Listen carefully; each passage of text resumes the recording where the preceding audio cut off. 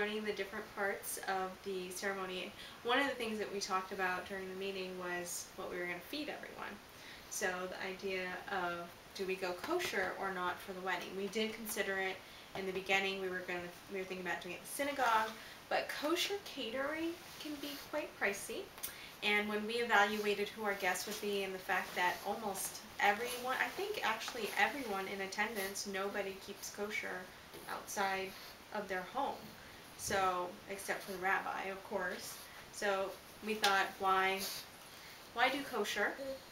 So, but we wanted to keep it as kosher as possible. Should we do kosher, Jaeger? What do you think? He'll eat anything. He's like, as long as I get table scraps, I'm all good, baby. Give me some table scraps, baby. Give me some table scraps. He didn't like that. So what we decided to do was go completely vegetarian, well, pescatarian. We're going to have fish and vegetables. Yeah. That's a great So option. here's what we're doing for the food situation. And we talked to the rabbi about this. And here's the options that we're toying with right now. And I'm all covered in fur because that's what pugs do. They cover you in fur. So we're going to do vegetarian fish with scales and fins, of course, no catfish or anything like that. No chicken, no beef, no any of those things. And we're actually looking into having the rabbi kosher the kitchen, the kitchen the day before our wedding. So that would be like the best case scenario for me. Because on one token, you know, like, so for myself, I'm going to be eating kosher food during the thing. I don't keep fully kosher right now. In my life, I've taken steps to be more kosher. So like, I'm at a point right now where I don't eat beef that's not kosher. I don't eat meat and cheese or shellfish or pork or anything like that. But so I'm slowly working my way, because when I grew up, I didn't know what kosher was until I was like 18 years old or something like that, you know.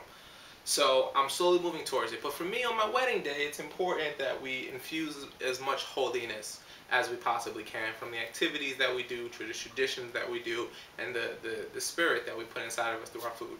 So it's important to me. So we're going to do things like double wrapped meals, which is acceptable if you want to eat kosher. So what does double wrapped meal mean?